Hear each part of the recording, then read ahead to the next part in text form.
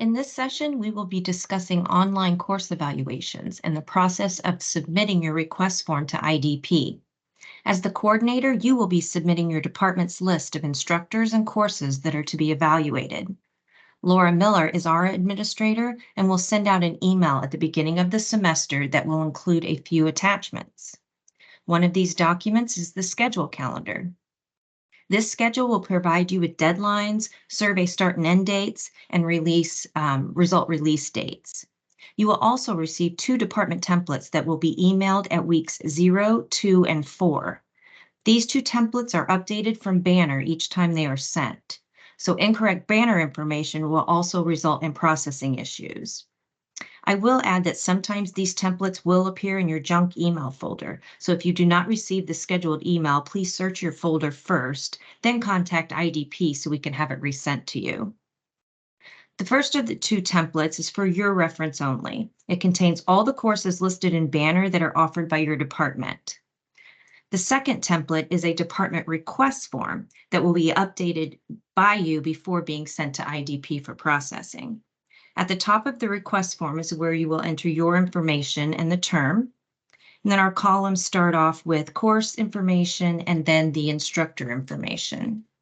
So let's go ahead and look at the enrolled column. We cannot evaluate courses that have 0 enrollment, as it does affect reporting numbers. So we ask that you remove these courses from the request form before submitting to IDP. Next, we have the cross list section column. The section with the lowest CRN will be the parent course and should be listed in the first column. The child courses will always be entered in the cross list section column.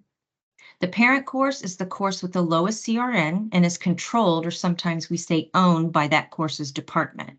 So if the parent course is a math course, but the child is from the chemistry department, the math department would be the owner of that course and should enter it on their request form.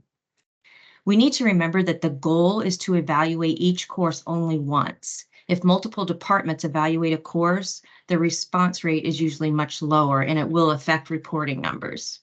Fortunately, the template you receive will have the cross-listed sections correctly entered. Sometimes there are exceptions, so if you think a change is required, you will need to contact the other department's coordinator to decide which department the course should be evaluated with. Let's see, in the dates column, these dates reflect the course beginning and end dates. So in this example, we can see that it is a 16-week course and it will be evaluated at the end of the semester. 5, 8, and 10-week surveys are live for 10 days. 16-week surveys are live for 14 days. Courses will be evaluated based on the official end date as supplied by Banner, so it is important that the correct dates are listed on the appropriate request form. Please refer to this end date in this column to separate your 5, 8, 10, and 16-week courses into 4 separate Excel documents. Midterm evaluations are also available and will have their own request form as well. Each of these documents should be sent to IDP by their individual deadlines listed on that master schedule.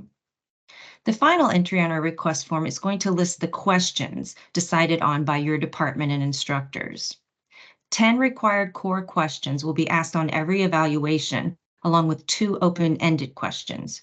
Departments may choose to omit question numbers 3 and/or 4 if they are not relevant to the course. You may then decide to add up to 5 additional questions for a maximum number of 15 questions. So in this example, the first 2 courses here requested the 10 core questions only.